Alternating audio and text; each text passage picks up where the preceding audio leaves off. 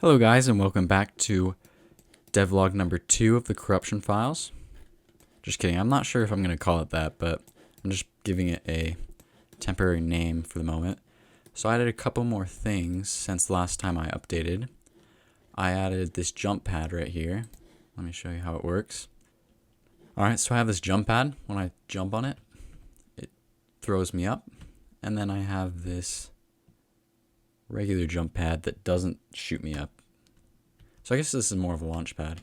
And then when you smash into it, it stops you from jumping. I'm not sure if I'm going to keep this in here, but it's just a cool little feature. So we got this block over here, and when I pick up this active item right here, and I select the block, I can freeze it in time. I can also pick it up while it's frozen and place it somewhere. And then after a little bit of time, it'll unfreeze. But it will keep its speed while it's frozen. So when it unfreezes, it'll still be moving the same direction it was moving before it froze. Which I think is going to be a pretty interesting mechanic to play with. So that'll be pretty cool. And then we also got this chest with the double jump still. That works most of the time. And then we got a button here. This one's going to be activated by pushing something onto it and keeping something onto it. So I think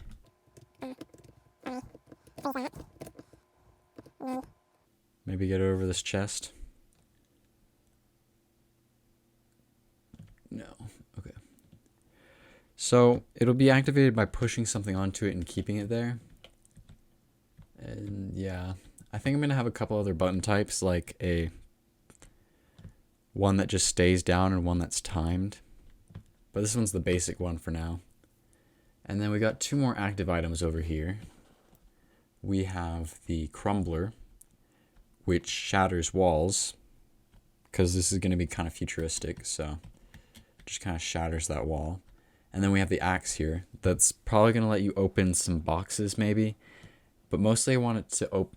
I want the axe so it can cut rope. I know this isn't a rope, but it will be eventually. And it doesn't behave like a rope either, but it'll be a rope eventually. And you can see in the bottom left corner.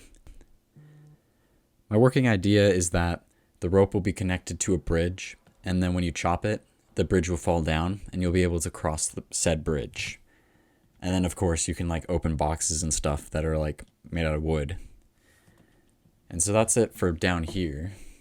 I take my player right here, shove him up here. I got these spinny boys. This one's not able to be moved by the player, and it just spins infinitely. And you can't really affect it at all, or touch it. But this one is going to be affected by the player, and I think I'm going to have this be like a bridge, and it will like spin under you while you're trying to cross it. Kind of a little fun parkour thing. You've already seen this one. This one's just the death one. And then I have a spike right here. If you touch that, it kills you. And then a falling spike that falls negative directions. And then I have a vat of goo that when you touch it, you die. It's pretty cool.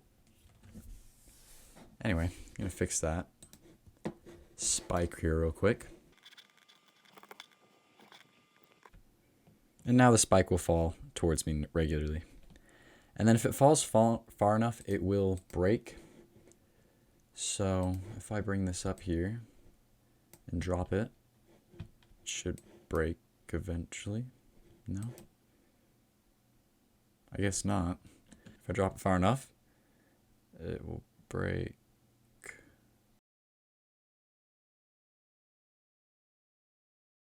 So now it should break when I walk under it and it misses me.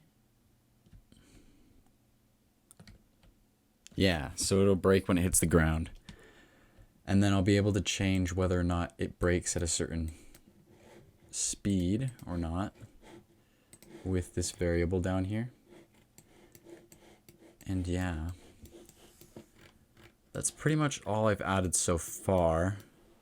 So next what I'm going to add is some more button types here. And then I'm going to make this one actually do stuff when it's pressed. I'm going to make it go down a little bit farther because it does not sink as much as I would hope. And then I'm going to give it a new color.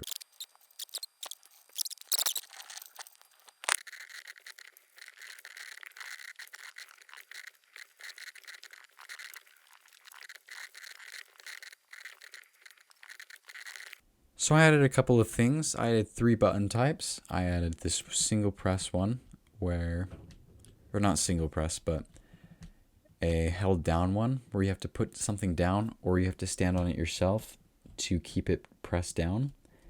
And I also added this timed one where if I hold it down here, it'll stay pressed. And once I let go, there will be a timer. And once that timer reaches a certain point, it will turn it off. Maybe.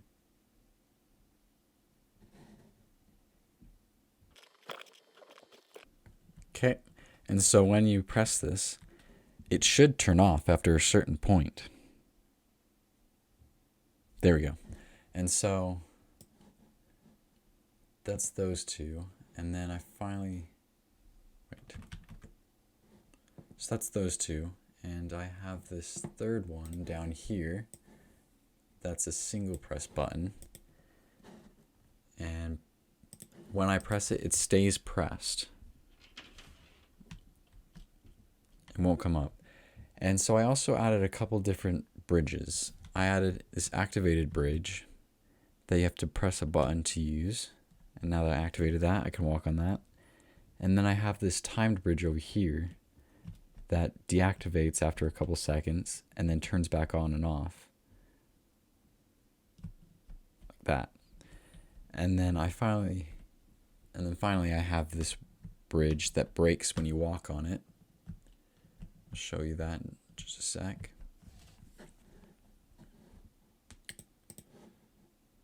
So when I get on top of this, after a few seconds, it will break and I'll fall through. And that's pretty much all I have now. So yeah.